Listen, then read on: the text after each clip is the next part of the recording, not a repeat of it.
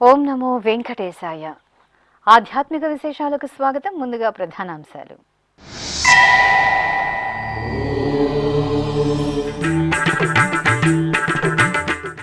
హనుమంత వాహన సేవలో శ్రీ కళ్యాణ వెంకటేశ్వరుని వైభవం.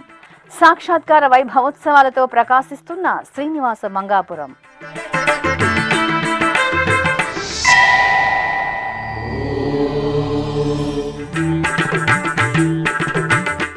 అలిపిరి నడక మార్గంలో భక్తుల భద్రతకు అత్యున్నత ప్రాధాన్యం. అన్ని శాఖల సమన్వయంతో వన్యప్రాణుల సంచార నియంత్రణకు చర్యలు. అధికారులకు టీటీడీ అదనపు ఈవో వెంకయ్య చౌదరి దిశానిర్దేశం.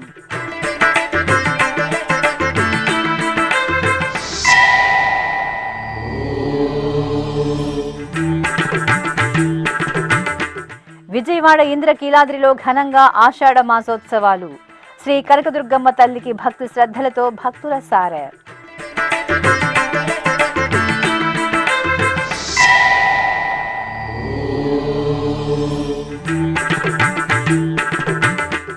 తిరుపతిలో హనుమ అవార్డ్స్ జాతీయ నాటక పోటీలు ప్రారంభం.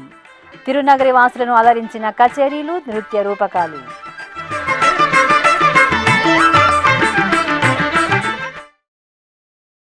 భక్తవత్సలుడైన శ్రీ కళ్యాణ వెంకటేశ్వరుడు హనుమంత వాహన సేవలో కటాక్షించారు. విశిష్ట ఆలయంగా వినుతికెక్కిన శ్రీనివాస మంగాపురం శ్రీ కళ్యాణ వెంకటేశ్వర స్వామి వారి ఆలయంలో సాక్షాత్కార వైభవోత్సవాలు వైభవపేతంగా జరుగుతున్నాయి. ఉత్సవాలలో రెండవ రోజైన శనివారం సాయంత్రం ఊంజల సేవ, అనంతరం స్వామివారి హనుమంత వాహన సేవ కన్నుల పండుగగా జరిగాయి. తిరుపతికి సమీపంలో టీటీడీకి అనుబంధంగా విరాజిల్లుతున్న ఆలయం శ్రీనివాస మంగాపురం. శ్రీ కళ్యాణ వెంకటేశ్వర స్వామివారు ఈ ఆలయంలో కొలువుతీరి భక్తుల మనోభీష్టాలను నెరవేరుస్తున్నారు. తిరుమల శ్రీవారి ప్రతిబింబంగా పూజలందుకుంటున్న శ్రీ కళ్యాణ వెంకటేశ్వరుని సన్నిధిలో ఏటా ఆషాఢ మాసంలో తిరుమల తిరుపతి దేవస్థానం ఆధ్వర్యంలో 3 రోజుల పాటు సాక్షాత్కార వైభవోత్సవాలను జరపడం సంప్రదాయం. జూలై 17వ తేదీ నుండి జూలై 19వ తేదీ వరకు జరగనున్న సాక్షాత్కార వైభవోత్సవాల్లో భాగంగా రెండవ రోజైన శనివారం సాయంత్రం శ్రీ కళ్యాణ వెంకటేశ్వర స్వామి వారికి ఊంజల సేవను నిర్వహించారు. అర్చకులు శ్రీ కళ్యాణ వెంకటేశ్వర స్వామి వారికి బంగారు రత్నాభరణాలు, సుగంధ పుష్పమాలలతో సర్వశోభితంగా అలంకరించి ఆలయ ప్రాంగణంలో ప్రత్యేకంగా ఏర్పాటు చేసిన ఊయలలో వేంచేపు చేశారు. సుస్వర భక్తి సంకీర్తనలు, మేళతాళాలు, మంగళ వాయిద్యాల నడుమ ఊంజల సేవను విశేషంగా నిర్వహించారు. ఇక ఉత్సవాలలో భాగంగా హనుమంత వాహన సేవ జరిగింది. పుష్పమాలలు, బంగారు ఆభరణాల అలంకరణతో పసిడి కాంతులతో హనుమంత వాహనంపై ఆసీనులైన శ్రీ కళ్యాణ వెంకటేశ్వర స్వామి వారికి అర్చకులు ప్రత్యేక పూజలు నిర్వహించి నివేదన, మంగళహారతులను సమర్పించారు. అనంతరం బాజా భజంత్రీలు, మేళతాళాల నడుమ స్వామివారు హనుమంత వాహనంపై ఆలయ మాడవీధులలో ఊరేగారు. గోవిందనామ స్మరణలు చేస్తూ భక్తులు కళ్యాణ వెంకన్న సేవలో తరించారు. ఓ పవనాత్మజ ఓ ఘనుడా, ఓ పవనాత్మజ ఓ ఘనుడా, బాపు బాపనగా పరగితిగా, ఓ పవనాత్మజ ఓ ఘనుడా, బాపు బాపనగా పరగితిగా, ఓ పవనాత్మజ ఓ ఘనుడా, ఓ ఘనుడా.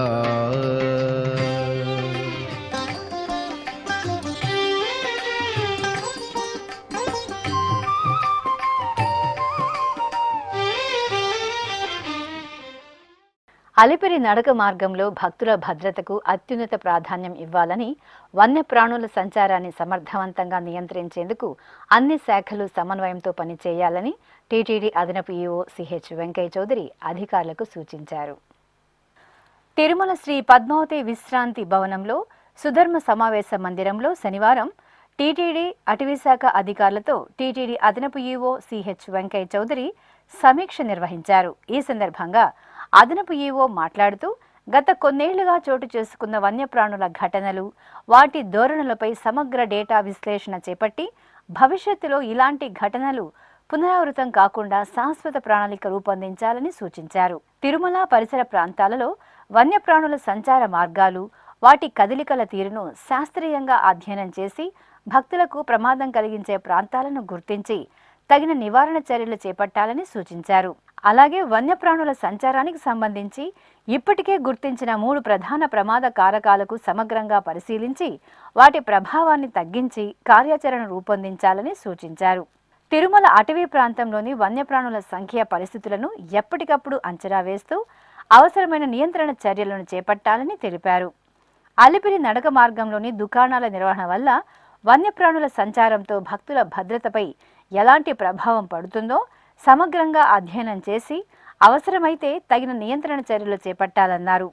అడవిలో వ్యర్థాల నిర్వహణను మరింత పటిష్టం చేసి ఆహార వ్యర్థాలు, ఇతర చెత్త కారణంగా వన్యప్రాణులు నడక మార్గాలకు ఆకర్షితులు కాకుండా కట్టుదిట్టమైన చర్యలు తీసుకోవాలని సూచించారు.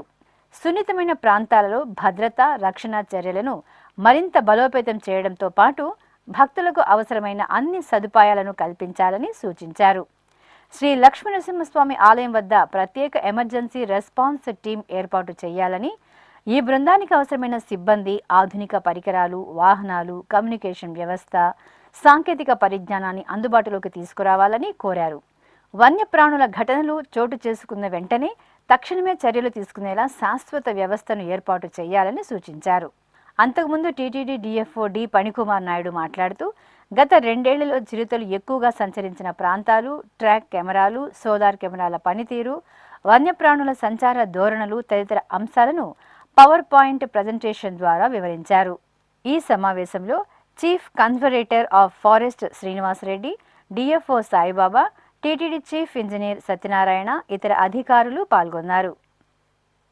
అమ్మలగన్న అమ్మ ముగురమ్మల మూలపుటమ్మ శ్రీ కనకదుర్గమ్మ తల్లికి ఆషాఢం సార సమర్పణ కార్యక్రమం ఘనంగా జరిగింది. ఆషాఢ మాసం శుక్రవారాన మహిళలు పెద్ద ఎత్తున అమ్మవారికి సారె సమర్పించారు. సారె సమర్పణకు తరలివచ్చిన భక్తులను నిర్వాహకులు నేరుగా అమ్మవారి దర్శనానికి అనుమతించారు. మూలమూర్తి దర్శనం అనంతరం మహిళలు ఆలయ ప్రాంగణంలోని మల్లికార్జున మహామండపంలో అమ్మవారికి సారెను సమర్పించి భక్తి శ్రద్ధలతో మొక్కులు తీర్చుకున్నారు. ఈ సందర్భంగా ఆలయం భక్తులతో కళకళలాడింది.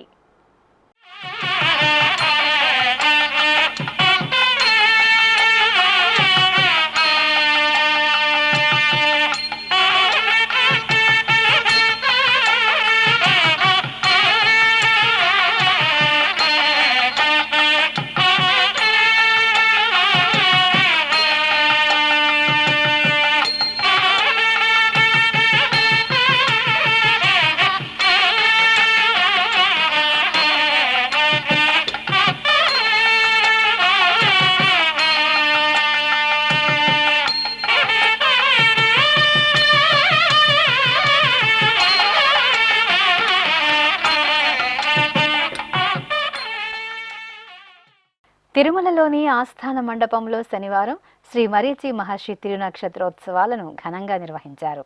టీటీడీ ఆళ్వార్ దివ్య ప్రబంధ ప్రాజెక్ట్, తిరుమల శ్రీ వైఖానస దివ్య సిద్ధాంత వివర్ధిని సభ సంయుక్త ఆధ్వర్యంలో ఈ ఉత్సవాలను వేడుకగా జరిపారు. ముందుగా మరీచి మహర్షి చిత్రపటానికి వైఖానస ఆగమ పండితులు పూజా కార్యక్రమాలు నిర్వహించి హారతులు సమర్పించారు.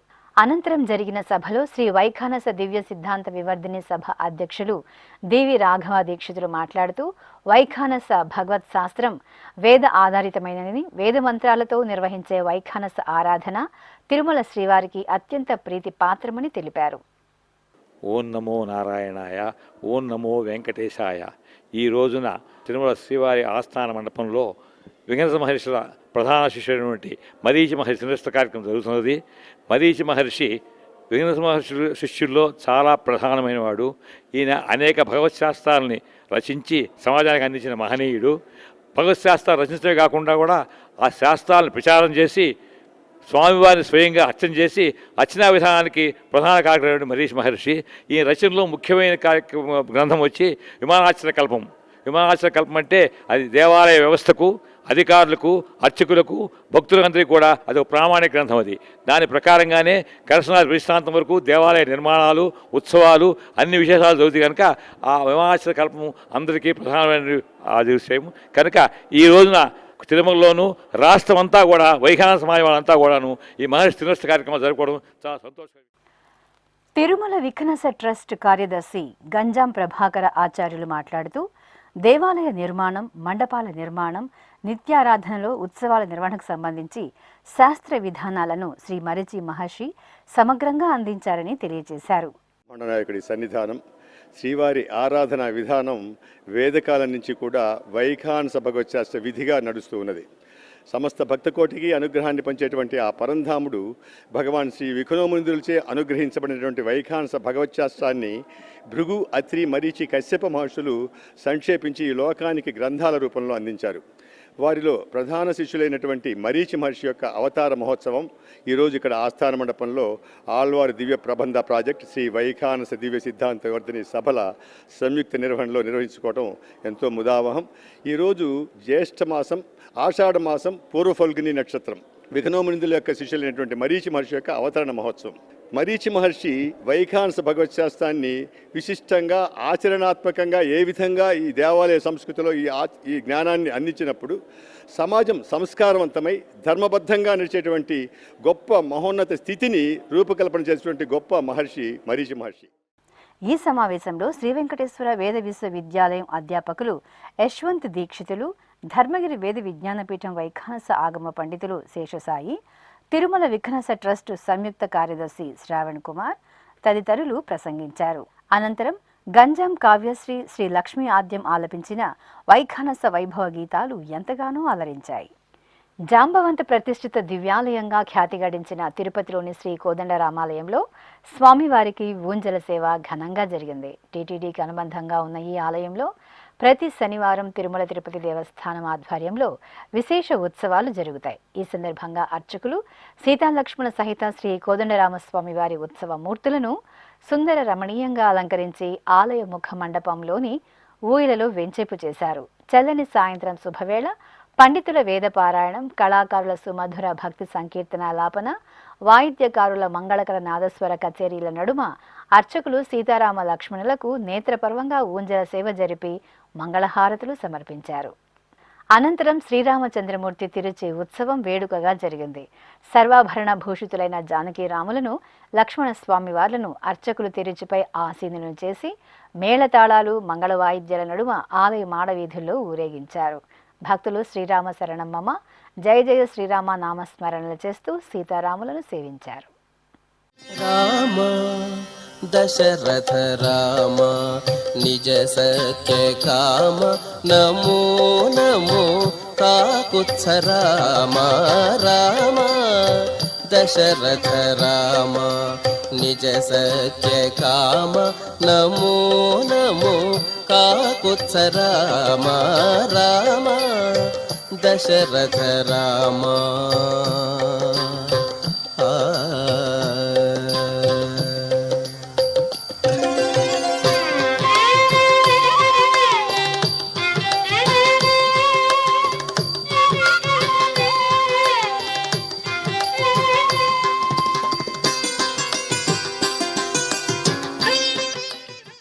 తిరుపతిలోని మహతి కళాక్షేత్రంలో శనివారం 26వ వార్షిక జాతీయ నాటక పోటీలు ఘనంగా ప్రారంభమయ్యాయి. ఔత్సాహికులైన కళాకారులు ఈ పోటీలలో పాల్గొని తమ ప్రతిభా పాటవాలను ప్రదర్శించగా అతిథులు కళాకారులను సత్కరించి మెమెంటోలను అందజేశారు. భారత ప్రభుత్వ సాంస్కృతిక శాఖ, రాష్ట్ర సృజనాత్మకత సాంస్కృతిక సమితి, టీటీడీ హిందూ ధర్మ ప్రచార పరిషత్ సంయుక్త సహకారంతో తిరుపతి అభినయ ఆర్ట్స్ ఆధ్వర్యంలో జూలై 18వ తేదీ నుండి 26వ తేదీ వరకు ఈ పోటీలను నిర్వహిస్తున్నారు. ఇందులో భాగంగా శనివారం ఉదయం జరిగిన అభినయ ఆర్ట్స్ హనుమ అవార్డ్స్ పోటీల ప్రారంభ కార్యక్రమానికి ముఖ్య అతిథులుగా టీటీడీ ధర్మకర్తల మండలి సభ్యులు జి భానుప్రకాష్ రెడ్డి, హిందూ ధర్మ ప్రచార పరిషత్ అదనపు కార్యదర్శి వి కళ్యాణి, అభినయ ఆర్ట్స్ అధినేత బిఎన్ రెడ్డి, పారిశ్రామికవేత్త మబ్బు సూర్యనారాయణ రెడ్డి, తిరుపతి ఫిల్మ్ సొసైటీ అధ్యక్షుడు ఎం వేణుగోపాల్ రెడ్డి పాల్గొని జ్యోతి ప్రజ్వలన చేశారు. అనంతరం శ్రీ వెంకటేశ్వర స్వామి వారికి ప్రత్యేక పూజలు నిర్వహించి జాతీయ నాటక పోటీలను ప్రారంభించారు. హైదరాబాద్కు చెందిన జేజే బ్రదర్స్ జతిన్ గూడిపూడి, జస్విన్ గూడిపూడిలు వయోలిన్ కచేరీ, తిరుపతిలోని అర్ధనారీశ్వర కూచిపూడి డ్యాన్స్ అకాడమీకి చెందిన కళాకారులు ప్రదర్శించిన నృత్య రూపకం అందరినీ విశేషంగా అలరించాయి.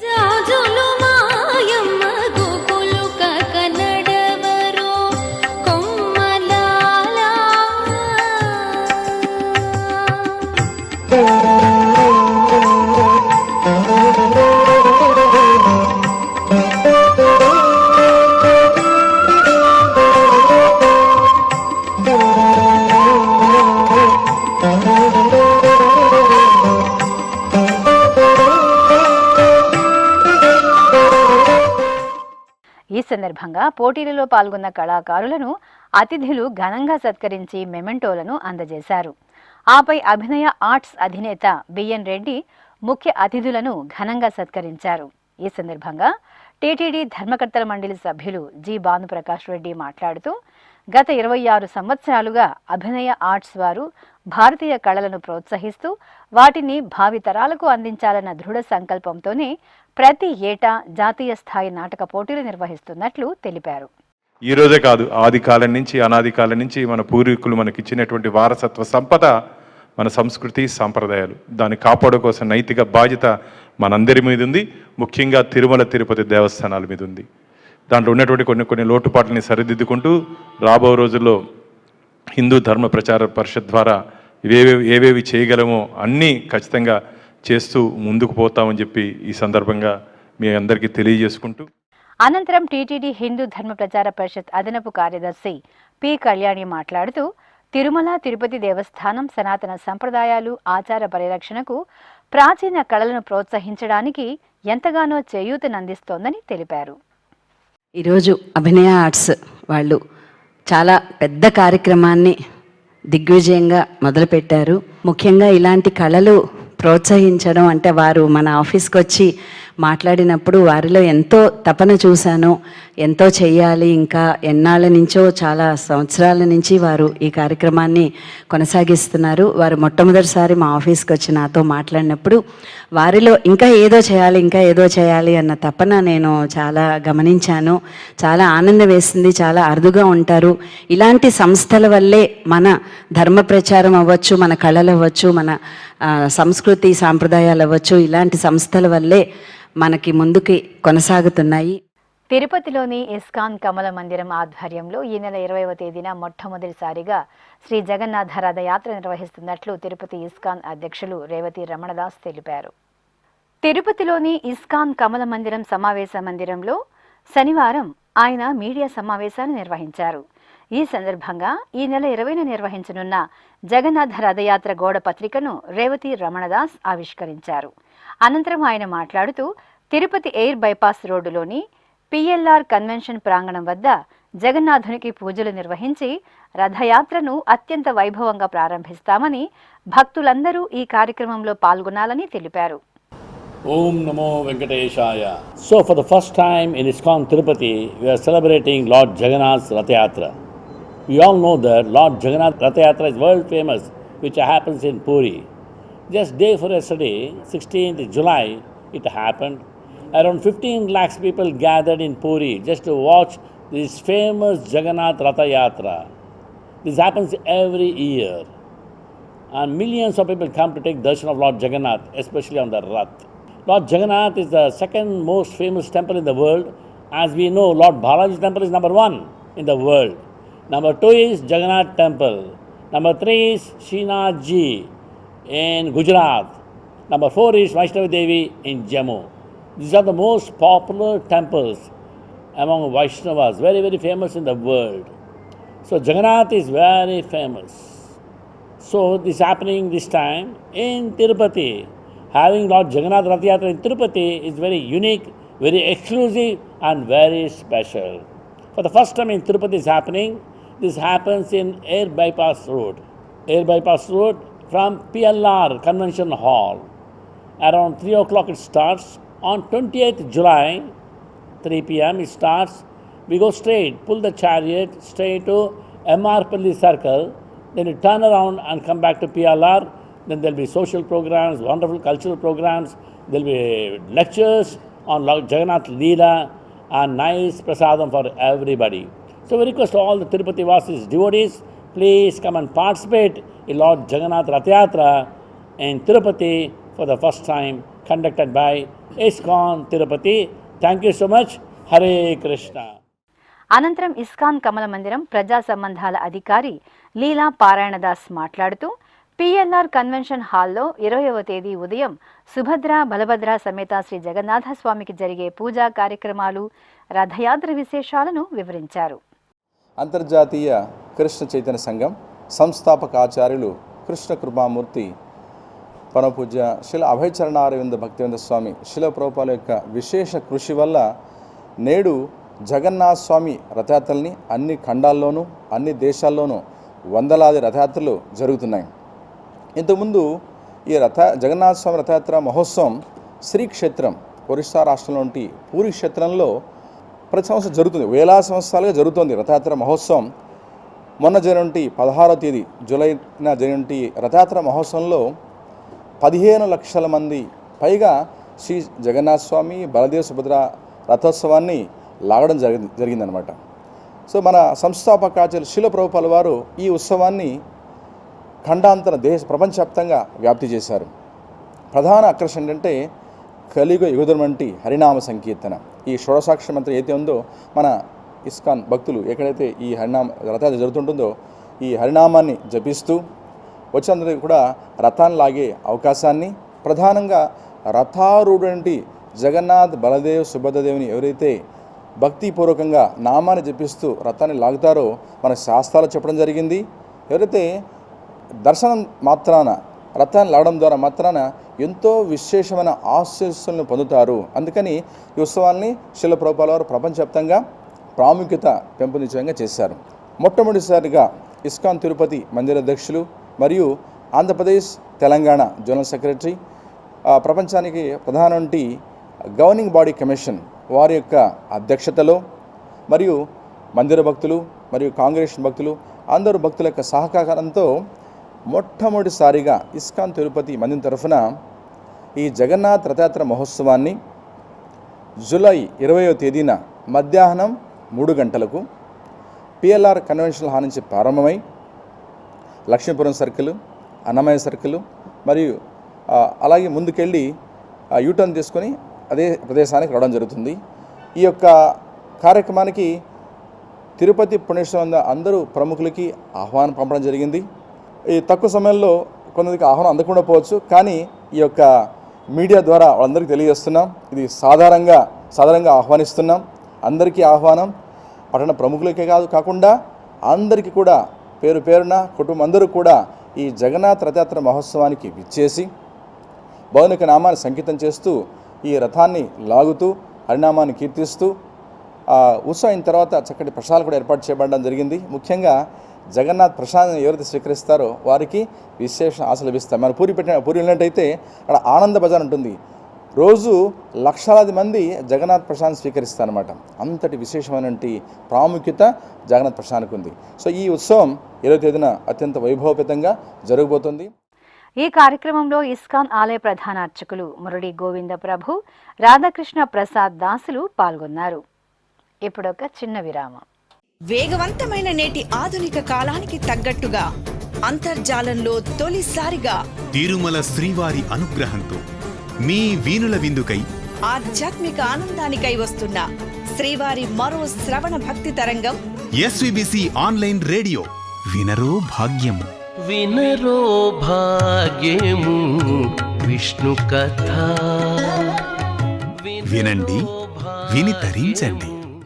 కేవలం మీ అరచేతిలో నిరంతరం ఉండే మీ మొబైల్ ఫోన్లో ఎస్వీబీసీ ఆన్లైన్ రేడియో ప్రసారాలు ప్రపంచ వ్యాప్తంగా మీరు ఎక్కడున్నా సరే మీ రోజువారీ పనులు చేస్తూనే శ్రవణానందంగా వింటూ సాగిపోండి, ఆధ్యాత్మిక ఆనందాన్ని పొందండి. 24 గంటలు ఆన్లైన్లో మీకు తోడుగా ఎస్వీబీసీ ఆన్లైన్ రేడియో. మరి ఇంకెందుకు ఆలస్యం? వెంటనే మీ మొబైల్లో ఎస్వీబీసీ యాప్ డౌన్లోడ్ చేసుకోండి.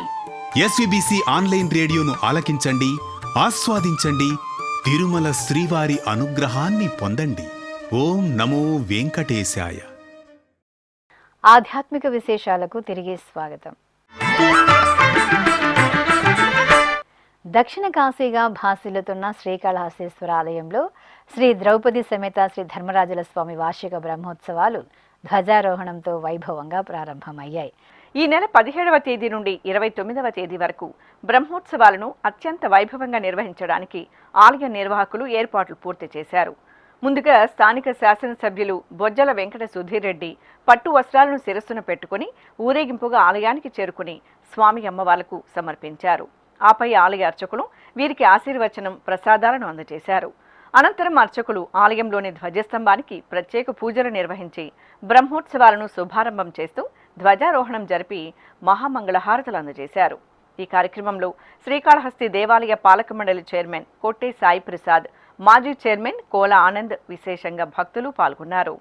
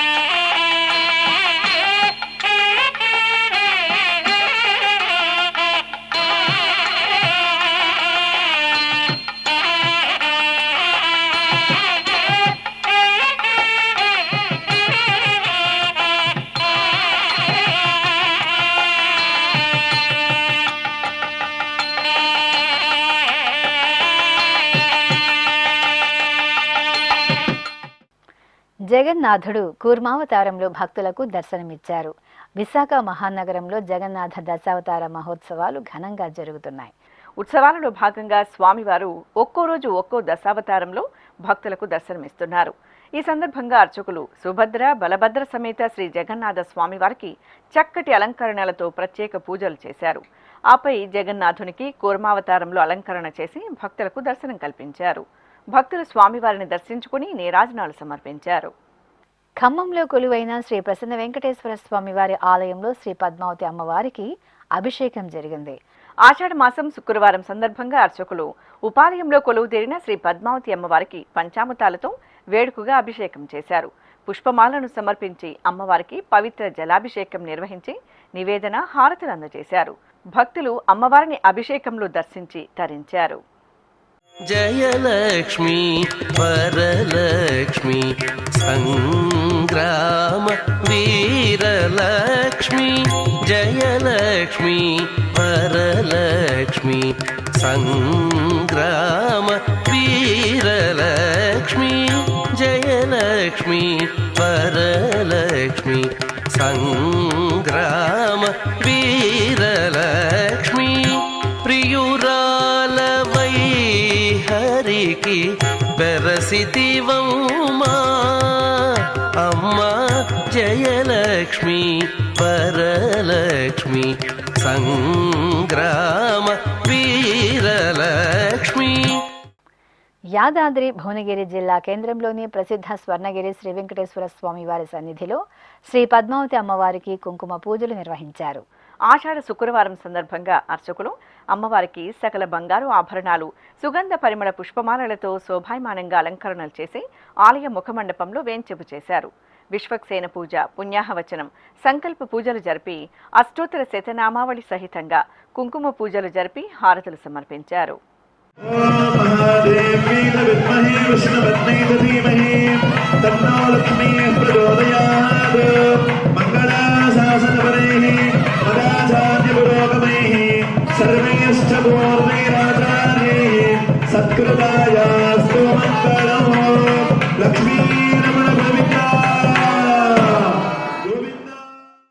పశ్చిమ గోదావరి జిల్లా ద్వారకా తిరుమల లక్ష్మీపురంలో కొలువైన శ్రీ సంతాన వేణుగోపాల జగన్నాథ స్వామి వారి ఆలయంలో జగన్నాథుని దశావతార మహోత్సవాలు వేడుకగా జరుగుతున్నాయి.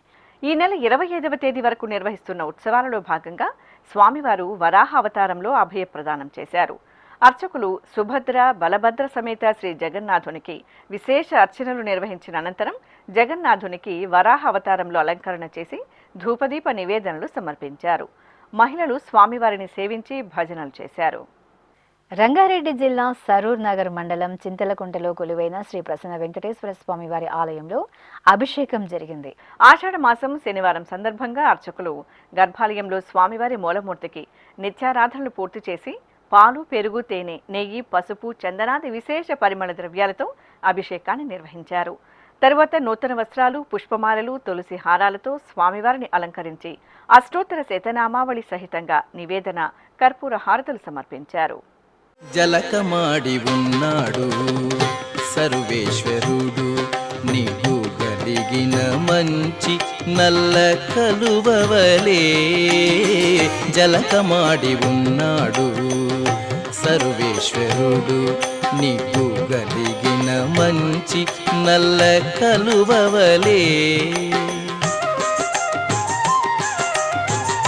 ఎలమి కప్పుర కాపు ఇది చాతుకున్నవాడు, ఎలమి కప్పుర కాపు ఇది చాతుకున్నవాడు, వెలలేని ఎట్టి పెద్ద వెండి కొండవలేను, వెలలేని ఎట్టి పెద్ద వెండి కొండవలేను. సేవింపరో జనులాలా చేరి మొక్కరో. కృష్ణా జిల్లా కేంద్రం మచిలీపట్నంలో కొలువైన శ్రీ ఆది వనవలమ్మ తల్లి ఆలయంలో ఆషాఢ మాస ఉత్సవాలు కన్నుల పండుగగా జరుగుతున్నాయి. ఈ సందర్భంగా భక్తులు అమ్మవారికి సారెను సమర్పించారు. పసుపు, కుంకుమ, గాజులు, పలు రకాల మధుర పదార్థాలను పురవీధులలో ఊరేగింపుగా ఆలయానికి తీసుకువచ్చారు. పట్టు వస్త్రాలు, ఆభరణాలు, పుష్పమాలలతో విశేష అలంకరణలో అనుగ్రహిస్తున్న అమ్మవారిని భక్తులు దర్శించుకుని సారెను సమర్పించి మొక్కులు తీర్చుకున్నారు. ఆధ్యాత్మిక విశేషాలు ఇంతటితో సమాప్తం. తిరిగి రేపు మధ్యాహ్నం 1 గంటకు ప్రసారమయ్యే ఆధ్యాత్మిక విశేషాలలో మళ్ళీ కలుసుకుందాం. ఓం నమో వెంకటేశాయ. గోవింద